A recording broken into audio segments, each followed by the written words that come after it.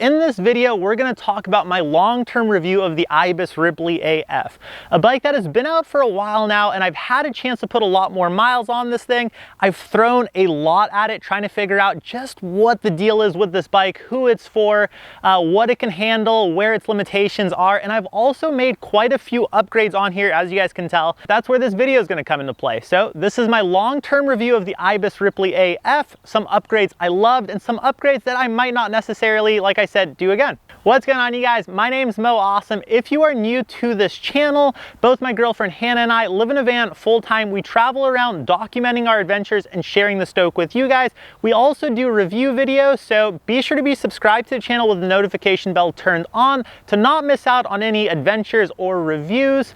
Another thing I'd like to mention is everything I talk about today will be in the description of this video, as well as coupons to brands like Pit Viper, Club Ride Apparel, a really awesome fanny pack we use, and some other coupons as well, so be sure to check out the description section. And also, the channel is sponsored by Ibis Cycles, P&W Components, and DVO Suspension. And if you're in the market for your next mountain bike, consider giving our buddy a call, Sean at N+1 Bikes. He has a really awesome bike shop in Louisville, Kentucky, and man, customer service absolutely second to none. He is awesome, and he also takes care of fans of the awesome MTB channel, so let him know we sent you and he will take care of you. Now, for those of you who might not be familiar with the Ibis Ripley AF, this is Ibis's aluminum version of the Ripley, but not really. There's actually a pretty distinct difference. Number one being the head angle, it's a degree slacker, and then also the frame, it being aluminum. Now, you might just think it's a different material, so Mo, what's the deal? Is that even that crazy?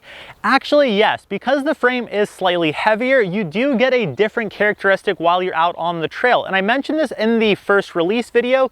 It felt like the bike was just a little bit more planted overall, and I've noticed that when you increase frame weight, that's where in the suspension I actually overbeefed it, and I think I said I was going to do that, but with the suspension I ended up going with the DVO Diamond, and I set it at 140. The stock fork that comes with this bike I believe is 130, and yeah, so I just wanted a little bit more from up front, and just a stiffer fork as well, because the Diamond I just feel like is a awesome chassis up there. And then in the rear I went with the DVO Topaz, and the Topaz is a shock with a piggy from DVO. The shock has a ton of potential on longer downhills, and it definitely makes the overall ride feel insanely plush. Now, the second upgrade I made on here, and I guess this is where we're gonna go back and forth to upgrade I loved and upgrade I didn't necessarily think was necessary. I did put carbon wheels on here, so I put Ibis's carbon 35S rims laced to Industry 9 Hydra hubs.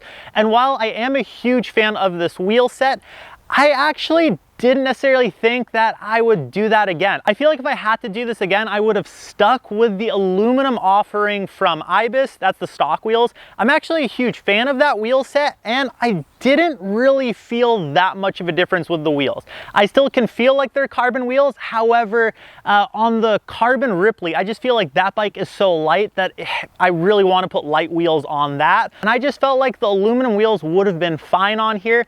And if anything, it just would have added to the ride as well, because aluminum wheels tend to have a little bit more give on downhills. And so when you are going down a trail, it just kind of tends to feel just almost like added suspension through the wheels. I know that sounds weird, but that's kind of my feelings when I run carbon versus aluminum wheels. And I actually did end up keeping the Shimano Dior entry-level brakes. I believe they're Dior. They're Shimano's entry-level offering.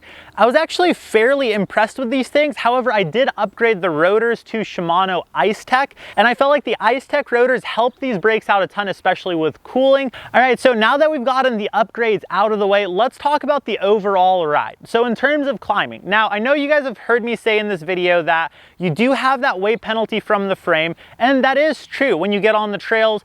Acceleration isn't necessarily as fast as its carbon, I guess you can call it sibling, but yeah, it's not as fast as the carbon Ibis Ripley. However, with that being said, it's still very efficient. It is an Ibis at the end of the day. It has the DW Link suspension on here, and I don't mind pedaling out of the saddle. The cool thing about this bike is it's only 120 mils of travel in the rear, and when you go with a stiffer suspension setup and that piggy shock, you get a little bit more burliness on the downhills, but you still have that snappy short travel chassis. And I feel like that's where my head went when I first saw this bike and I first got it out of the box and I looked at the specs was, oh man, this is gonna be an amazing do everything bike, because you can keep it short travel to kind of keep the liveliness and the snappiness there, but at the same time you can kind of over beef it a little bit and you have a truly capable do everything mountain bike. Efficiency is still there. You're gonna get to the top. It might be a little bit slower than the carbon offering. With that being said, you're saving a ton of money and you're getting a huge performance boost on the downhill, and that's what we're gonna get into this part of the video. Okay, so for downhill capabilities, like I said, I really do feel like over beefing this thing, man, it really put a smile on my face. I mean, even with the stock suspension, I felt like this thing was insanely capable out in bootleg, which has more downhill style trails. And now that I have a little bit more of an aggressive suspension side, this thing I feel like would actually even do well in bike parks. It's actually crazy to say that 120 mil travel Ripley bike, Ripley AF, would be an appropriate bike to take to the bike park, but actually I would feel very comfortable on this thing. I just feel like that weight penalty on the frame, it really does add to the confidence on this bike downhill, and you still have a very efficient pedaling platform that's also poppy in and out of corners because it still retains that short travel overall form.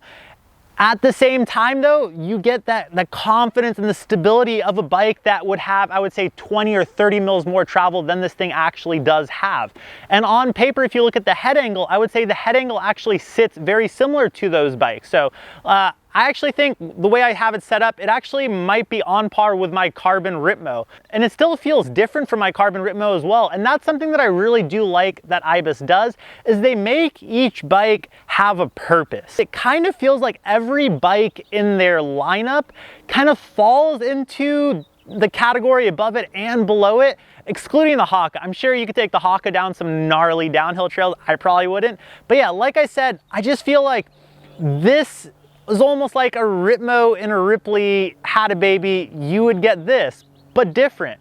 And I just feel like no matter what bike you go with in their lineup, it's gonna have characteristics of both the bike above it and below it, and you're gonna be able to set it up to maybe make up for what it might lack stock. And I think that's something that's really cool. The fact that you can transform the bike into more of an all mountain ripper and maybe boost this bike up into that Ripmo category, and then also take this thing to the bike parts, really beat it around, is really awesome.